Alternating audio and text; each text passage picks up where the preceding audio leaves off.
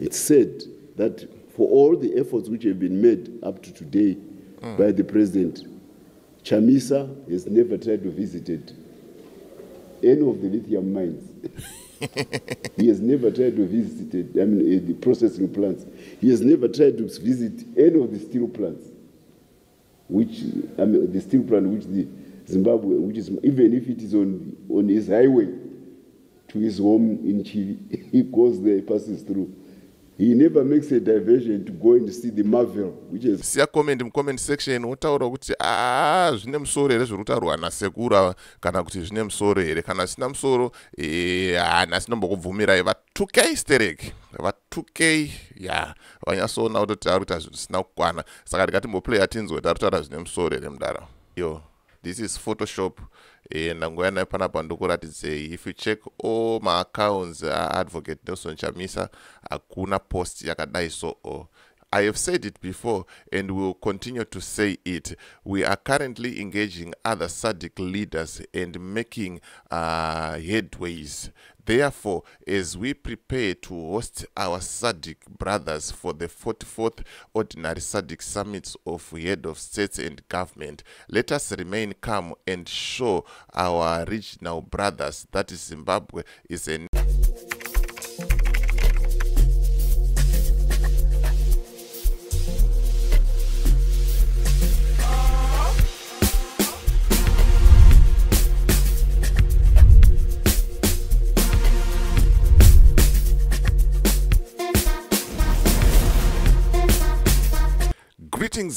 Greetings and more greetings to you good people. My name is DJ Oli and welcome to Point 5 Creative Studios. Chitubu che content, chitubu chisingapwe, chitubu chinonwa nemunhu wese, chitubu chakavhenekwa chikaongororwa nana mazvikokota kunzi aiwaka. Chitubu ichi chine content iri healthy, content yakachena, yakakodzera kunge ichikonsumwa nemunhu akaita kunge iwewe. Ndosaka vari panapa muzuva ranhasi. So if it's your first time here, please hit the subscribe button and the notification bell so that you don't miss out on any exciting content uploaded. Kana ungo wagara uri mugaro wepanapa dango kutenda nekuti sei nokurumidza kubhadhara rent. Thank you very much for supporting Point 5 Creative Studios. Right, nyaya dzacho dzasvika pahombe pari kupisa.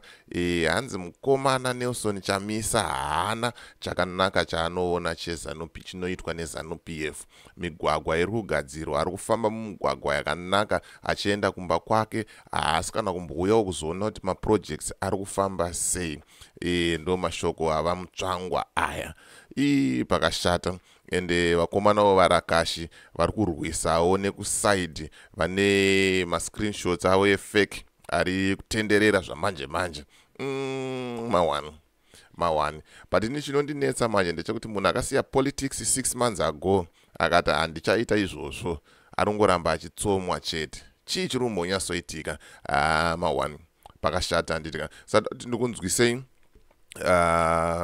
clip raVamutvangwa vachitaura ivo mashoko avo avanga vachitaura, then ndakuratidza screenshot refake riri kucirculata riri kutenderedzwa nevarakashi handitika. But ndisandapinda munyaya yangu iyi, ndiri kuti kana une business raunaro rauda kushambadzirwa, ndibate namba dzangu ndidzodzi dziri pascreen apa handitika. Kana une nyaya yaunayo yauda kuti ndifambire, ndibate futi pasame number ipapo handitika.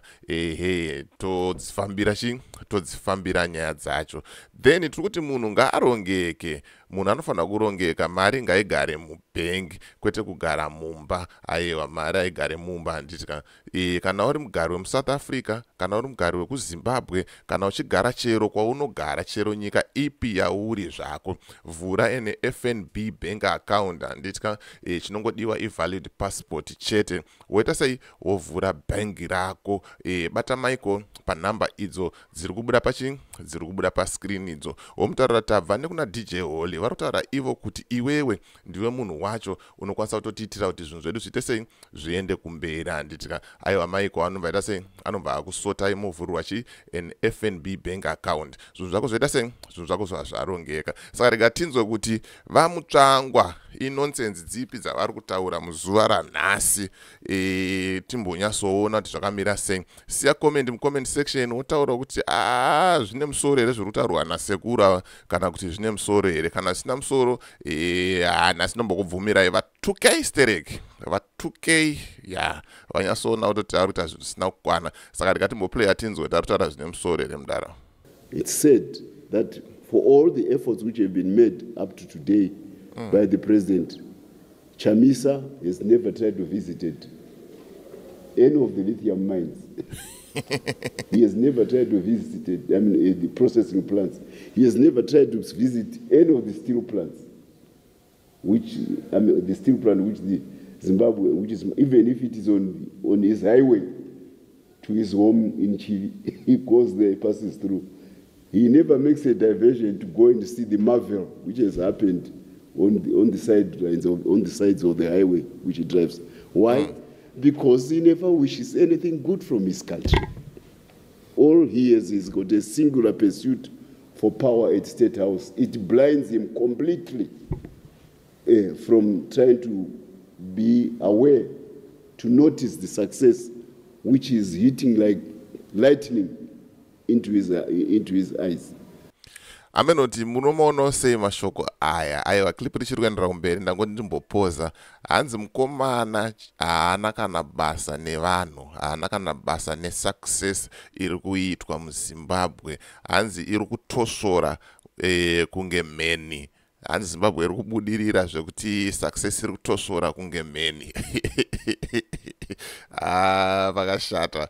Amenoti chokwadi here, siya comment uchinyatsotaura zvaunoda, but nhasi chete paclip rino ndoba ndiri kukubvumirai kutuka mudara kana achitaura zvisina musoro, but kana achitaura zvine musoro aiwa murumbidzei zvekutodaro handitika. Rega tipfuurire pamberi munzwe kuti ari kuti chiya. So what does he do? They try to scupper the image. They try to tarnish the image of Zimbabwe and scupper the prospect of Zimbabwe hosting a SADC summit by introducing extraneous issues which are not on the agenda of SADC, which SADC do not entertain, which SADC has refused to entertain. He wants to introduce them, this time by trying to organize diversionary demonstrations, calling for the organizing of diversionary demonstrations. So it won't work this time.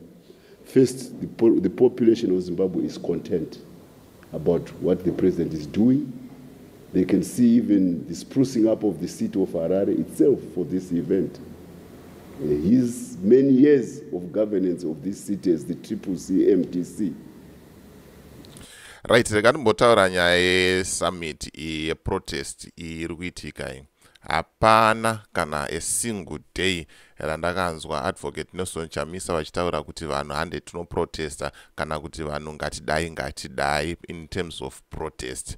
Ende ndikutoshamisika kuti kule vari kuvhunduka nei, chichiri kuvashamisa, chichiri kuvavhundutsa kudaro kuti hanzi mukomana ari kumva aronga maprotest asiri pamutemo, vari kuda kuedza kusvibisa zita reZimbabwe, zvinhu zvakanaka zviri uchi nemukaka. Handizivo, pamwe clip iro rakandipotsa, kana wakariona wakasangana nayo kana post iyoyo, aiwa ndisire mucomment section, ndinoerenga macomments ese, ndingafare kuti sei kuzodzoka naro futi panapa ndichiratidza vanhu kuti aiwa paipe ndakakanganisa onai apa. Rega tingopedzisa clip racho ritobohwa kutaura noti mudara wacho anenge achitaura zvinhu zvisiko, zvinhu zvisina maturo, handitika rega tingonzwa padiki pasara. It's nothing except garbage stockpiles.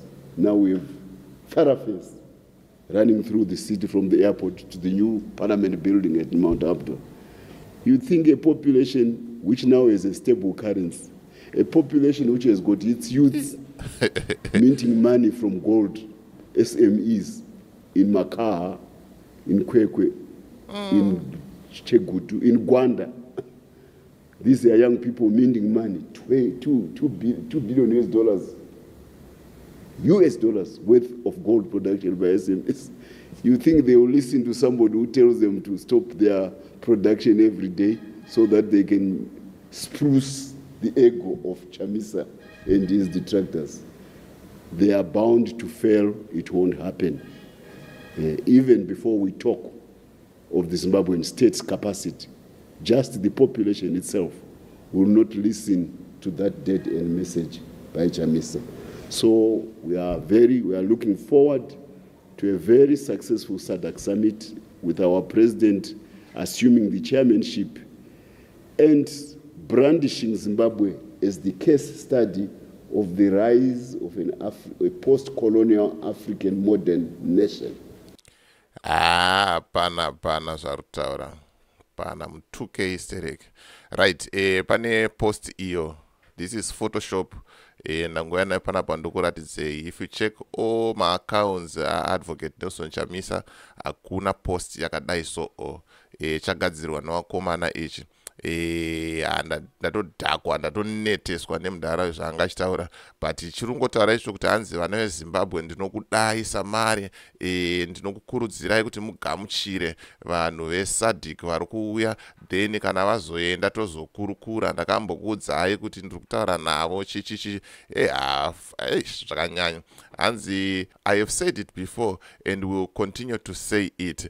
We are currently engaging other SADC leaders and making headways.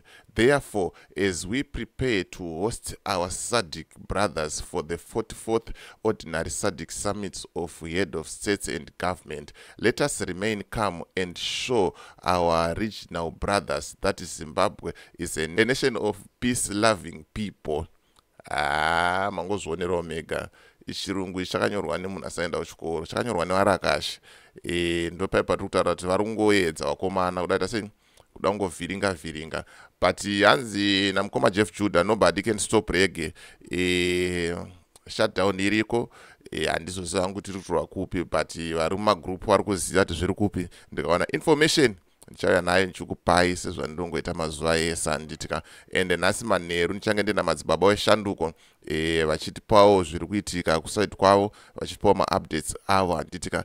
Ngatisakanganwai nyaya yamadzibaba eshanduko, vari kudawo kubatsira. Munondibata namba dzangu ndidzodzi dziri pascreen idzo. Munondibata, mari haisi kuuya kwandiri, iri kuenda kwavari direct. Saka mukandibata ndobva ndakusanganisai nechinhu navo handitika, muvabatsira nepamunokwanisa kubatsira napo. So ndonyaya yanga tingofamba nayo zvamanje manje. As for me, DJ Oli and the rest of the crew behind the scenes, tiri kuti it's bye for now. Ngatisangane muvidhio rinotevera.